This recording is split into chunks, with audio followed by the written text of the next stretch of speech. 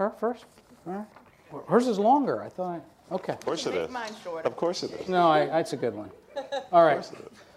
Mayor Stephanie Rawlings-Blake was sworn in as Baltimore's 49th mayor on February 4th, 2010. November 2011, she was elected to her first full term, receiving 87% of the vote. That's not a number you often see in the general election. She holds a top leadership position in the Democratic National Committee and is vice president of the U.S. Conference of Mayors. In Baltimore, one of her areas of focus is growing the city's population. The goal is 10,000 families over the next decade, which she and her team believe can be accomplished by improving public safety and education and strengthening city neighborhoods. As a roadmap on how to get there, last year the mayor unveiled Change to Grow, a 10-year financial plan for Baltimore, the city's first long-range financial plan. It seeks to eliminate structural budget deficits while bolstering neighborhood infrastructure projects, demolishing 4,000 vacant homes, and reducing homeowner property taxes. She served as city council president from January 2007 to February 2010. She was first elected to the city council in 1995 at age 25, the youngest ever in that city. She also serves as an attorney. She served as an attorney in the public defender's office, attended law school at the University of Maryland after majoring in political science at Oberlin College. Mayor Nutter, recently re-elected to his second term as mayor of his hometown. Michael Nutter has set an aggressive agenda for America's fifth largest city. That agenda includes devising innovative public school reform strategies, strengthening community policing, and continuing to implement the Greenworks Philadelphia initiative, with the stated goal of making Philly the greenest city in America. In July, Politico magazine profiled him under a headline, I dare say no previous Philadelphia chief executive ever had to worry about. Can a mayor be too honest? Since taking office in January 2008, Mayor Nutter has maintained core services while reducing the city's spending. Born in Philadelphia, he attended the Wharton School at Penn, served 15 years on the city council. There, he helped push through various good government reforms, including tightened campaign finance requirements, anti-pay-to-play legislation, and creation of an ethics board. No small tasks, wrote Politico in that article, in a town that Lincoln Steffens, the great muckraker, at the turn of the 20th century called corrupt and contented. So let's start. My first question, Madam Mayor, is for you. Martin O'Malley, your predecessor once removed, calls himself a performance-driven progressive. He's in London this week describing CityStat, the results-based accountability approach he developed. Two questions for you. First of all, would you consider yourself a performance-driven progressive? And secondly, you're using CityStat. Can you describe to us how it works? So first, performance-driven progressive, I don't know, I'm not a fan of all the boxes. So, I mean, do I believe in data-driven results and outcomes? Yes. I don't know what labeling myself a progressive on top of that gets me. If it's a good thing, I'll say yes. If it syncs up with what I've done, I do consider, like Mayor Nutter, Baltimore to be a city that is driven to innovate, because I believe very firmly that that's where the innovation is done. Secretary Castro's brother could probably lament that not much is being done in Congress, but in cities, we don't have the option of saying, we're going to debate this incessantly. You have to pick up the trash. You have to make sure that the police officers show up when somebody calls 911. We have to do the things that keep the city going, and we can't fall back on political rhetoric. So, we are getting things done. I believe in innovation. I believe in focusing on outcomes. I continued CityStat in Baltimore because I believe very firmly that you can do what you're saying you're doing, but it's like trust and verify, right? I'm trusting that my people are doing what they're supposed to be, but we're verifying it, and we're pushing for progress. And that's one of the things that I'm working on with CityStat, is to create an ability to really drive the performance that our citizens want to see. It's one thing to say we were able to, pick up the trash 20 20 minutes quicker than we did this time last year. You know, we were able to extend the route, or the pothole got filled in, 24 hours and not 30.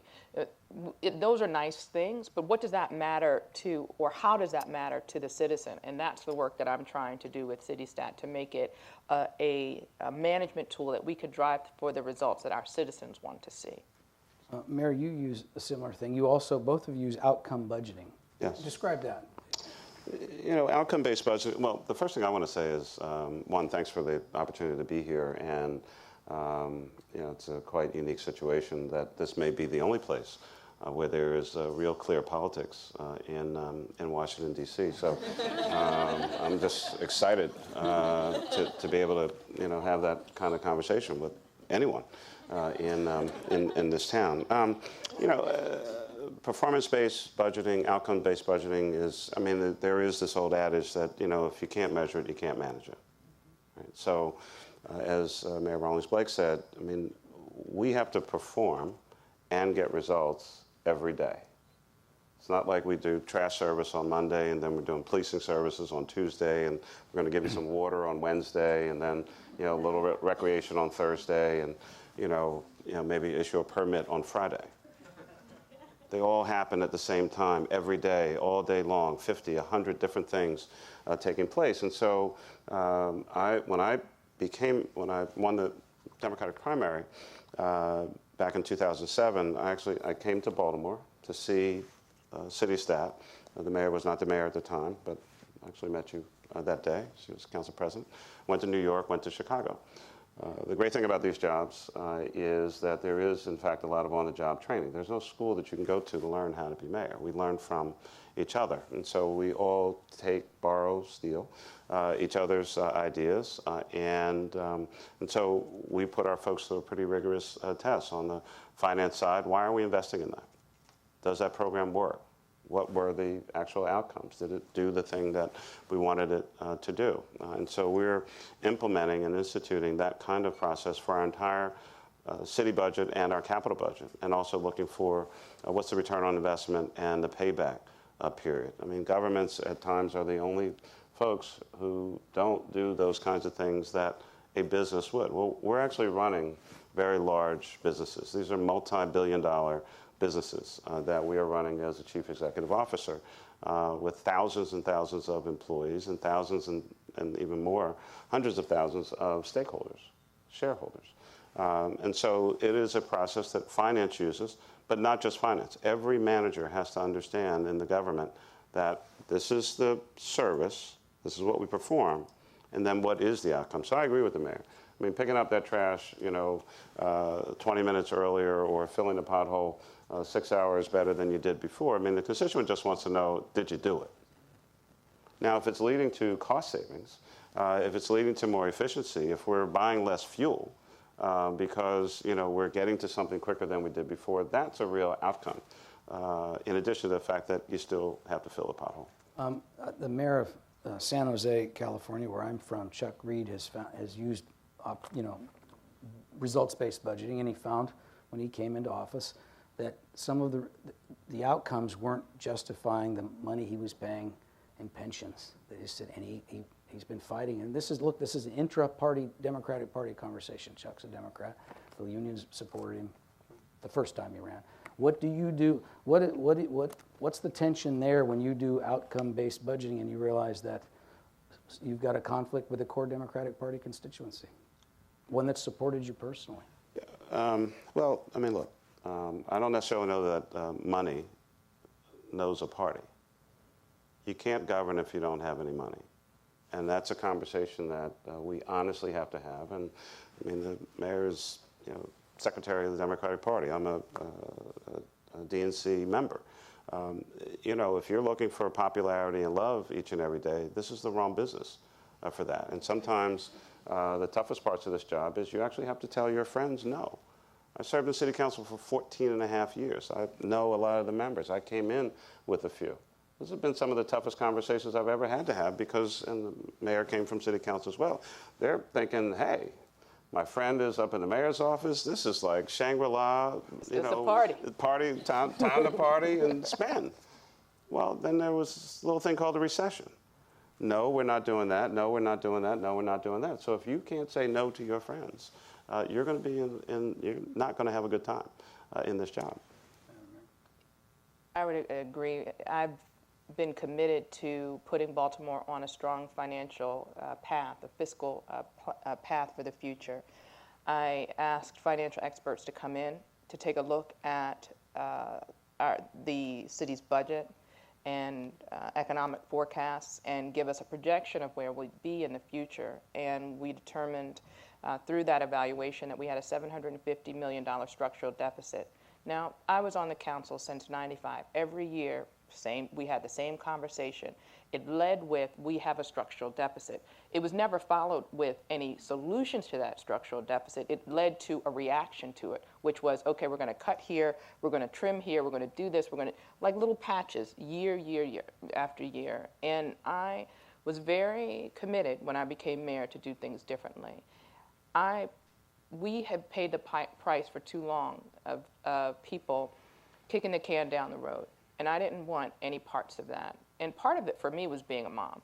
You know, I have a daughter who's 10 years old and soon to be 11, very, very soon. Soon to be 23. Yeah. I know your daughter. And I started to think about it, you know, and I had this conversation with myself because I would get ticked off. Another problem would be laid in my lap. And I said, daggone it, you know, if we would have done things differently, I wouldn't have this problem. And I was like, you know, all these things that are happening, you know, aren't my fault. And then it hit me. I was like, if it's not my fault, it's certainly not hers and her generation. So if I don't fix it, who will? So in order to fix it, I had to have some very tough conversations with people I care a lot about. Mm-hmm. You know, when you are in this, if you are in public service for a long time, these people are not just your colleagues, they become your friends. But you have to have those tough conversations. And I'll never forget really having to have those tough conversations with some of the organized labor around the pension reform that we've done. Baltimore City's done the most comprehensive pension reform out of any city in the country, and it was not easy. And they called me all kinds of names, put up billboards. It was all nasty. It was horrible. And then one of the union leaders, he said, you know what? You're just like a Tea Partier. You're turning into a Republican. You know, you better remember who you are. You're a Democrat, and he said you're just playing out of the Tea Party handbook. What page you on now? You know, it was like really, it was like horrible. And I said, look, we did a diagnosis of the city. We got we did an exam of the city, and we got a diagnosis. And once I got the diagnosis, I plan on fixing it, right? Now, we can fix it together. If you have another playbook that you'd like me to use, give it to me. But I'm not, not fixing it is not an option. I'm going to get us back on the path for growth. We can do it together in partnership, or we're going to be fighting every step of the way. But not doing it is not an option. And I think you're seeing that more and more across the country. I mean, mayors are stepping up. They're providing leadership. They're taking on these great challenges. And pension reform is one of the greatest challenges facing the United States of America, and certainly at the local level, the city level, and county governments. Many of us are suffering. Many of the plans that are in place and have been in place for a long period of time and have made all of our friends very, very happy are literally not sustainable. 8 years ago, we were putting $200 million of general fund money into our pension fund. This year, it's $600 million and growing, with no particular end in sight. And so we had to have the same. Every contract negotiation at the forefront was pension reform. Either new employees go into a different plan, current employees pay a little more. Did you get called a Tea Party or two? I got called a lot of stuff. He got called worse than that. Yeah. It's a family-oriented program. Mr. Mayor, Leave it Mr. at Mayor, that reminds me, because Philadelphia is, I'm wearing my Philly tie, by the way. Yeah, no, I see. Yes. Declaration of I will Independence. remind you Yes. that we just had the 200th anniversary of our national anthem. So as if you were, in the mood to be patriotic, you could have worn a Baltimore tie. I actually had one with the American flag and baseball on it. See? then it would have been all Baltimore. I should have done that. I mean, Not that but- this is a competition. I mean, it's appropriate. I mean, There's we are no the birthplace competition of in freedom, baseball liberty, this and year. democracy in the United States of America. And I should respect that. You are we correct. have great events. We're actually trying to hold a convention in Philadelphia I would because the first really great convention was in Philadelphia. Mr. Mayor, At the, all right, the Mr. Mayor, Constitution. I'm Yes. going to put you on the spot then. Yeah, there we go. You started Philly 311. Yes. Let me ask you, do I understand this right? Before you did that, Philadelphians had to be politically connected to get a pothole fixed? I wouldn't put it that way, but it certainly helped to know somebody. So, you know, as many cities, and I don't know this about Baltimore, but, you know, there were like 1 million phone numbers. And yes, if you did call somebody in a certain department, or if you got what's often referred to as a little bit of a Philly hookup, you know, your service more than likely would get done faster than someone else's. Again, this was the visit to Baltimore, to New York, and to Chicago. And I'll never forget, New York had maybe put theirs in about a year or two before that, maybe 05, 06, or somewhere in that realm. And Mayor Bloomberg was promoting it, and he was calling in, and he was using it. And I had a meeting that summer, and the young person who was running the program said, the mayor's goal is to make this New York City 311 so invaluable that no one will ever be able to take it away. And, you know, Philadelphia, I mean, known as a city that loves change and embraces change and is enthusiastic every day about change. When we did this, service is never going to happen, people aren't going to get their calls responded to, et cetera, et cetera. And nothing could be farther from the truth. We did it in 1 year, modeled it after a couple different cities. You call one number, that's the only number you need to remember. They track the calls. We can tell you how many people called today, what they called about, how long were you on hold. Again, measuring the service. And yes, the pothole did get filled. The street does ultimately get paved. The tree does get trimmed. And you don't have to know anybody. And so that's what I was trying to, I mean, we had some serious integrity issues in the government. You should not have to know anyone to get service from the city government. You're a citizen, you pay your taxes, you should get service like everybody else, regardless of who you know, did you contribute, did you not contribute, party affiliation, or anything else. You're a citizen, you deserve service. I want to ask you both about crime.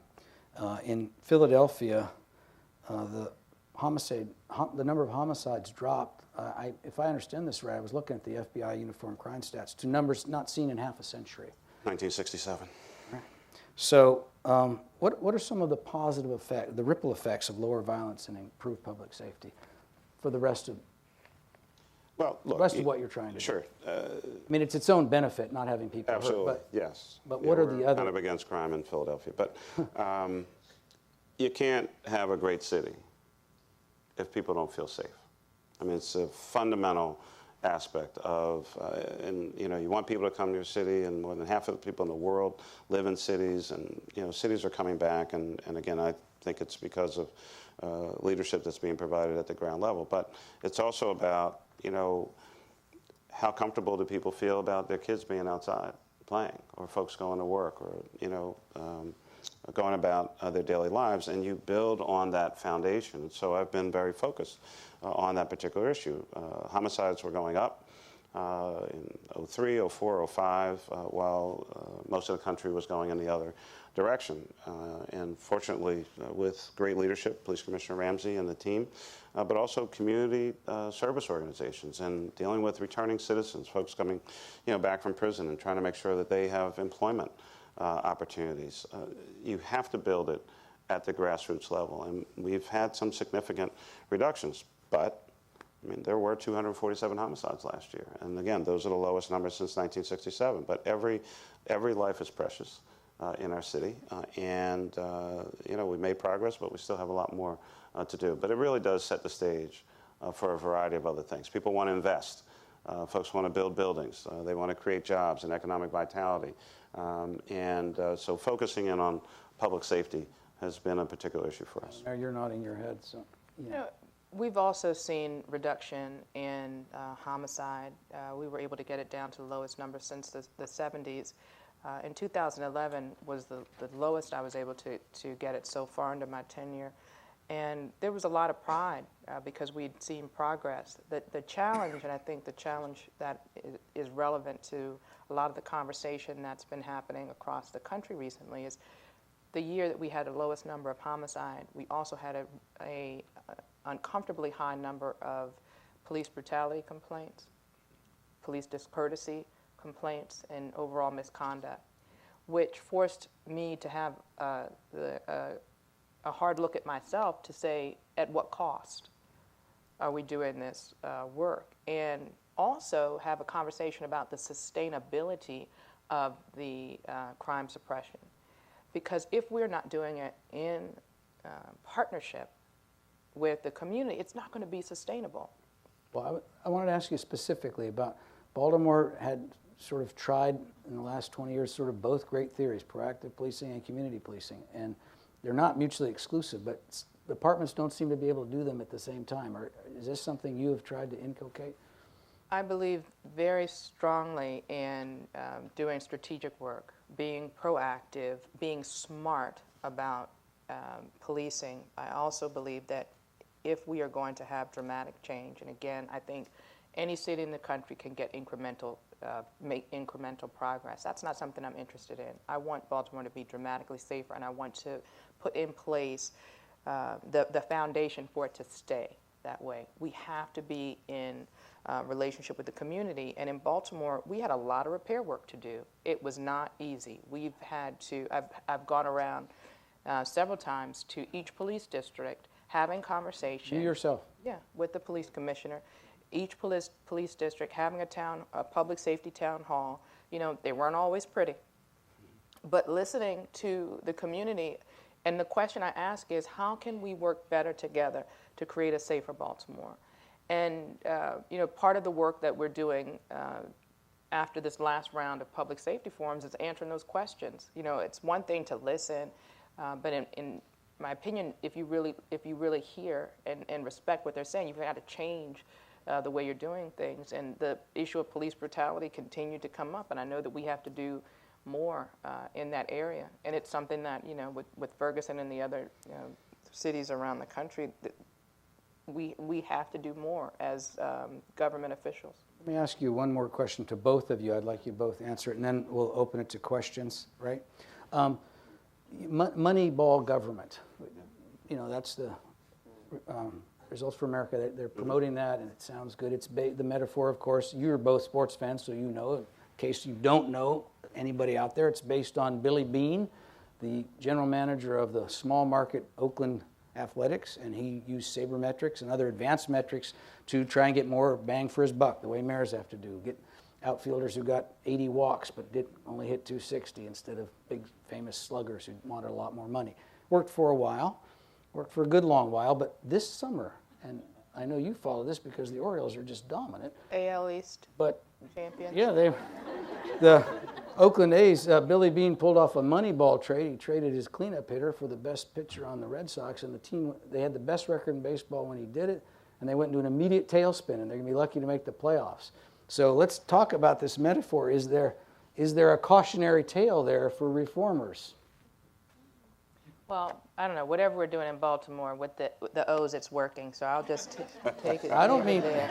But you know, there's always a cautionary tale. You have to be willing to be innovative, to get more for less. The trick is to get it right when you do that, because if you make the wrong decisions to try to get to squeeze your budget and it doesn't work out, then you'll end up with Johnny Gomes in West Field instead of Cespedes. Right. Or the equivalent thereof in your school district. But I think that, but the challenge, what I think is you have to be willing to be wrong, call it wrong, and keep moving, right? Because we're never going to get it right all the time. But if you wait around and you don't call it what it is, and so you could fix it and move on, that's where you wind up in the tailspin. I believe in trying. Making a hard call, trying to making that call because we're pushing for progress, and if it doesn't work out, you cut, moving it. Mayor, the hubris of reform. Yeah, I mean, you have to be willing. You have to be take an appropriate level of risk. You have to be innovative. You have to take chances, and as the mayor said, and just not always going to get it right. I mean, if we're talking baseball, I mean, you know, there is no one right now who's a regular day player. There's no one hitting 800. Nobody even hitting Right? 400. I mean, some are not batting their weight, right? So, and they make a lot of money. The point is that we take chances. Sometimes we get it right, and you move on and you add on to it, and those are the things that you invest in. And as the mayor said, and if you make a mistake, own it, own up to it, move on. There's no perfection here. We're not in heaven yet. So releasing data. So we have an open data policy. I signed an executive order, 80 different data sets for all kinds of stuff that I don't even know what people are doing with all this data and information, but it's out there for you. We measure what we do and how we do it. So we're talking about public safety. I mean, we can tell you literally down to the street corner, to the intersection, where we should have our police officers. So I live in the 19th Police District in Philadelphia. It has a level of violence in it. But fortunately for me, not in the particular area where I am. So we don't need as many officers in that part of the district because they should be over here where that activity is taking place. We're engaged in a social innovation fund, trying to use evidence-based programs. I mean, the days of dollars flowing in an unending fashion into cities, to some extent, is really over. And so, how do we make sure that people are getting the right job training programs? And again, the ones that work, not the ones that, well, they're getting funding because they've always gotten funding and that's who's getting it. And so, again, we had to bring a whole host of neighborhood-based nonprofits and folks who've been, just kind of doing what they're doing and had some really hard conversations. Your stuff is not working. I'm not funding you anymore. But, hey, I'm sorry. And I know we've known each other for 20 years. That's the way it goes. All right, I don't mean to cut you off, but let's I'm getting signals. Yeah. Let's open it That up to happens to us all the questions time. here. Shelby has the mic. And okay, 1 second. All right, here, then there. All right. Art Gazettian with the American Public Transportation Association. The contrast can be made that cities are figuring things out, they're becoming healthy, people are living there, they're growing. On the other hand, Washington dysfunctional. Thus, since cities are figuring it out, can you look to them for figure out the money questions?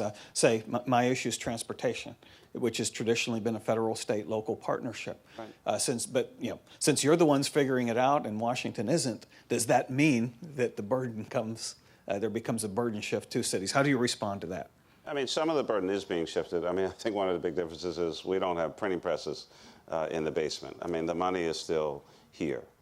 South Street Bridge in Philadelphia, fantastic project, $64 million, 80% paid for by the federal government, 15% by the Commonwealth of Pennsylvania, 5% by the city. There's no way in the world that I could have put $64 million into a bridge desperately needed to be rehabilitated, chunks of concrete falling into the Schuylkill River.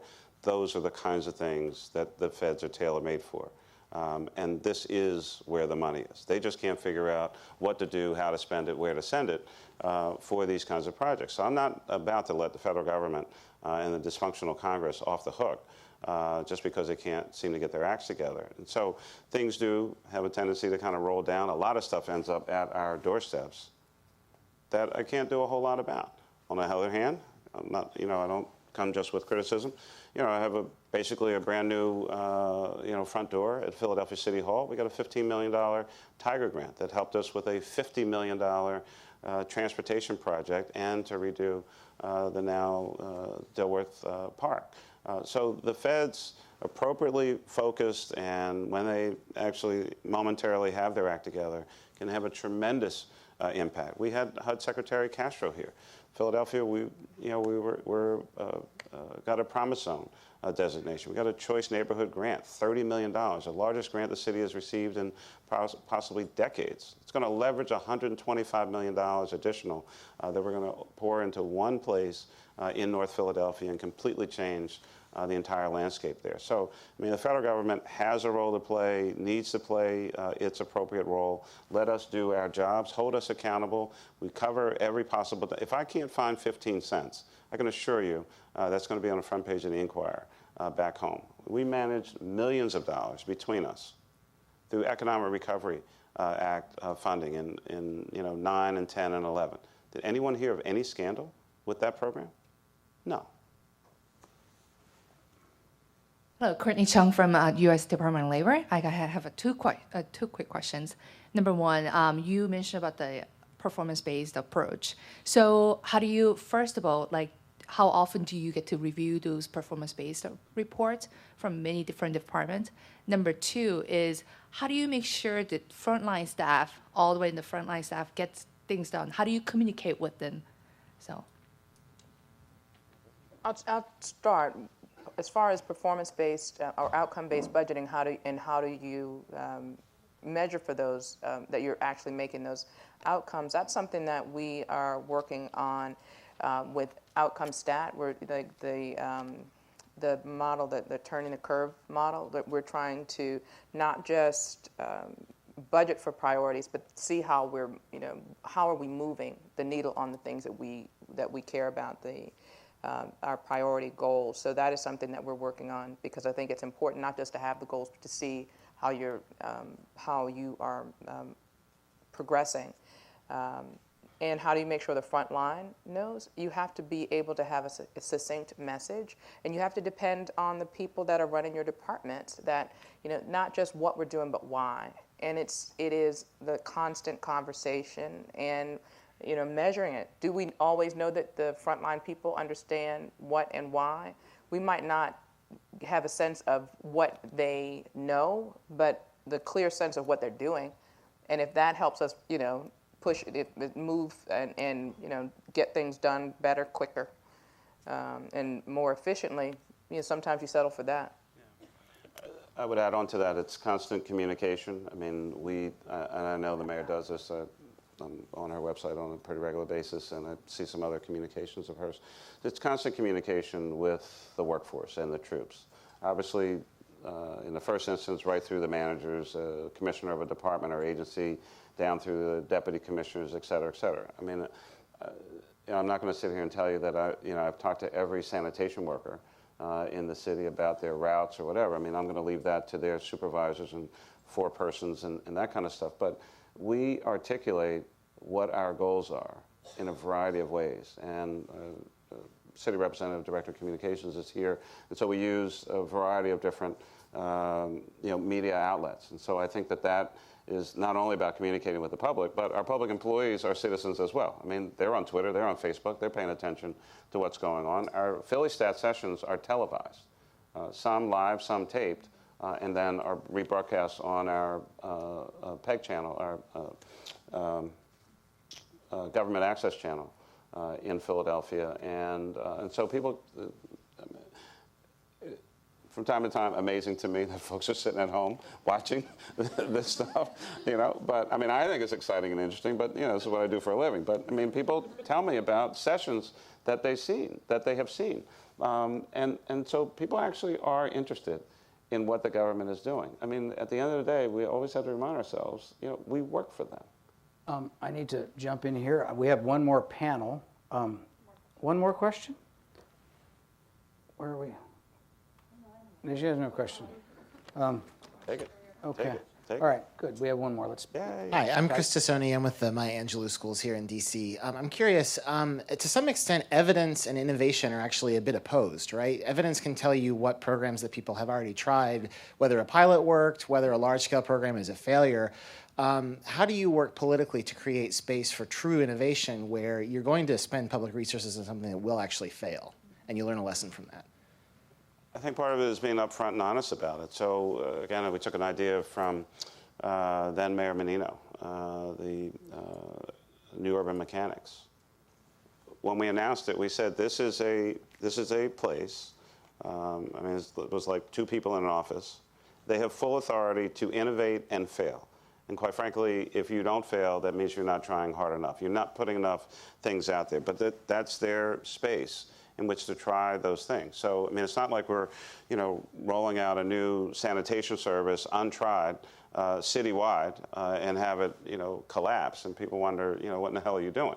And then there's always the pilot program where you test something to see whether or not it's going to work. We do a lot of research through either that office or Maya Giacomowitz is here, through the policy office.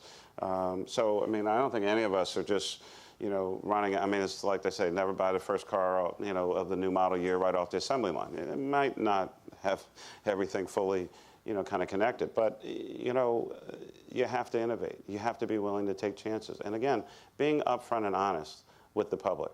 I mean, I didn't exactly know what was totally going to happen with 311. I didn't exactly know what was going to happen when we tried to, increase our recycling rates with a new contract with a Philly-based company, but they tripled over time because we communicated to people, what is this about? It's not just we're, tree huggers and wearing Birkenstocks and all. No, it's about getting the recycling materials. At the time someone was willing to pay us for it, we made money. We stopped sending a lot of stuff to landfills. That saved us money. And people had to sort that stuff, and it created jobs. So, I mean, innovation comes in a variety of ways, and I think, you just have to be out there and tell people what you're doing. Madam Mayor, anything to add to that? I would say, much like Philly, we set money aside for it. We have an innovation fund. Some of the projects have worked, some of them haven't. But if you set aside money, and we've made it clear to the team that you can apply for this money just like we do for any other outcome-based budget, and that's the money that we're setting aside to innovate. And just like what Mayor Nutter said, sometimes you get it right, sometimes you get it wrong, but at least we know that if you want to try something new, there's an opportunity for you to do it within the construct of the budget. All right, well, I'm going to wrap it up with one question of each of you, not about your city, but about yourself. As I told Julian Castro, we're RealClearPolitics, so all this policy is fascinating, but I need to ask one political question. Madam Mayor, your name was in the news this week as being mentioned as one possibility to chair the Democratic National Committee someday. So I need to ask you this question before that happens, so you can answer it. The Democratic Party presidential field for 2016 is forming, such as it is. And I guess my question bluntly is, do the demands of local politics mean that you would have to support Martin O'Malley over Hillary Clinton? I think that... Wow. I think if you asked Secretary Castro if Doesn't he have a great tie on? He does. Not a great tie. You asked Secretary Castro if Secretary Trump's congressman. I will say that DNC Secretary Trump's mayor, and as secretary, I am prohibited from engaging in. So I didn't get you soon enough on this one. You absolutely did not. And just for the record, I love my job as mayor, and I'm very much looking forward to assuming a position soon that was once held by Mayor Nutter, and that's president of the U.S. Conference of Mayors. Yep. Between that, thank you. Between all of those responsibilities, my plate is very full. On top of that, I think the chair, Debbie Wasserman Schultz, she's someone I admire. She's done a tremendous job making sure that the Republicans didn't roll back the clock on women's rights, that she continues to fight and make sure that the fight for the middle class is on the agenda. I think she's doing a great job, and for me, it has been a pleasure to work with her. So I don't know how I got into the article, but I am very happy with what I'm doing. Mayor Nutter? Yes. I know you're going to give me whatever. It's not a tough one. Whatever crazy question it's going to be, but the mayor is, as usual, overly modest. There's one other aspect to her soon-to-be presidency, which will happen in June of next year. Mayor Stephanie Rawlings-Blake will become the first African-American woman president of the United States Conference of Mayors next June.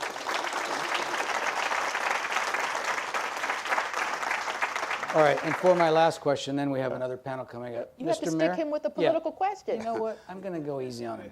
Mr. Mayor, you have, by my calculations, a year and a half left in office. A little less, about 14 months. All right, my question for you is simply, what are you going to do then? Because we could really use you here in Washington.